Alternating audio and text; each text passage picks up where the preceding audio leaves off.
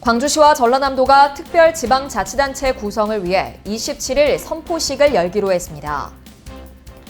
광주시의 미래 성장 동력인 인공지능 2단계 사업이 국무회의를 통과해 사업에 탄력이 붙을 전망입니다.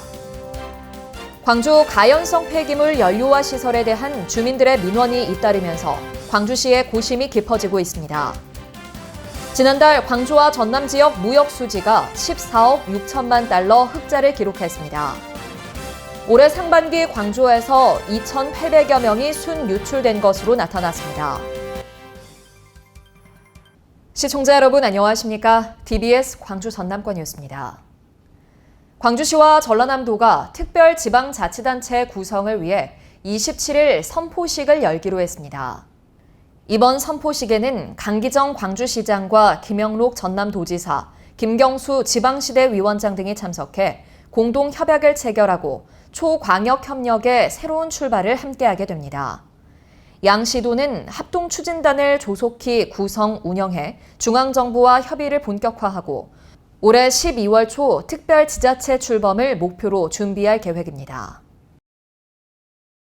광주시의 미래 성장 동력인 인공지능 2단계 사업이 국무회의를 통과해 사업에 탄력이 붙을 것으로 기대됩니다. 이에 따라 광주시는 내년부터 AI 2단계 사업을 본격적으로 추진합니다. 2단계 사업의 총 사업비는 6천억 원이며 5년 동안 크게 3가지 분야에서 사업이 진행됩니다. 광주시는 2단계 사업과 함께 국가 AI 집적단지와 AI 규제 자유특구 지정, 국가 AI 컴퓨팅 센터 유치를 통해 AI 국가 시범도시를 조성해 나갈 계획입니다. 광주 가연성 폐기물 연료화 시설에 대한 주민들의 민원이 잇따르면서 광주시의 고심이 깊어지고 있습니다. 광주시는 광주 SRF 악취 관련 간담회에서 운영을 맡은 포스코 ENC에 가동 중지를 요청했지만 행정 절차를 거쳐야 해 다음 달 10일까지는 가동이 불가피하다고 밝혔습니다. 또 포스코 ENC 측이 광주시를 상대로 2,100억 원대 손실배상금 중재를 진행하고 있는 상황에서 무리한 가동 중단 요청이 부담이 될 것이란 관측도 나오고 있습니다. 지난달 광주와 전남 지역 무역 수지가 14억 6천만 달러 흑자를 기록했습니다. 광주본부 세관이 발표한 수출입 동향에 따르면 광주 지역의 지난달 수출은 반도체가 77% 증가하는 등 모두 9억 1천만 달러의 무역 수지 흑자를 달성했습니다. 전남 역시 4,000% 가까이 증가한 수송 장비류의 수출에 힘입어 5억 5천만 달러 무역 수지 흑자를 기록했습니다. 올해 상반기 광주에서 2,800여 명이 순유출된 것으로 나타났습니다. 통계청의 올해 2분기 호남권 지역경제 동향에 따르면 올해 상반기 광주에서는 인구 2,854명이 순유출됐습니다. 자치구별로는 북구가 1,516명으로 가장 많았고 연령대별로는 20세에서 29세 사이 인구가 1,300명으로 가장 많았습니다. 반면 전남은 무안군에 692명이 유입되는 등 전출 인구보다 전입 인구가 더 많아 672명이 순유입된 것으로 집계됐습니다.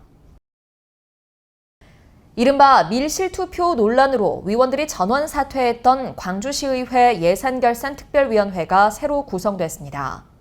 광주시의회는 임시회 본회의를 열고 제9대 의회 4기 예결위원회를 꾸렸습니다. 예결위는 기존보다 1명 줄어든 8명으로 구성됐으며 위원장에 조석호 의원, 부위원장에 이명노 의원이 각각 선임됐습니다. 지난 10년 동안 광주와 전남 지역의 아파트 분양 가격이 100% 이상 오른 것으로 나타났습니다.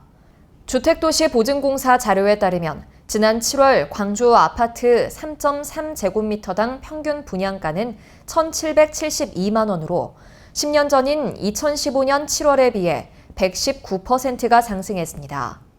전남 지역 아파트의 3.3제곱미터당 분양가는 1,264만 원으로 2015년 7월에 비해 101%가 상승한 것으로 조사됐습니다.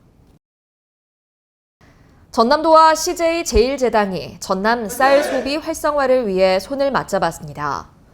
이들은 전남도청에서 새청무 쌀을 활용한 햇반 출시 업무 협약을 체결하고 새청무 쌀의 마케팅과 홍보 등에 협력하기로 했습니다.